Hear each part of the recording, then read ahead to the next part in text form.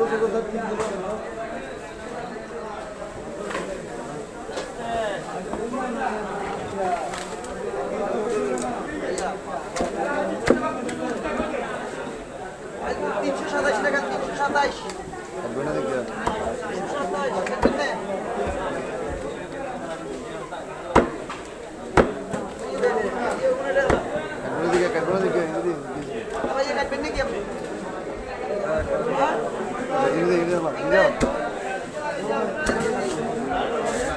এরা দেরিয়ে দিল 170 80 বেশি 70 এই জায়গায় দে আমাদের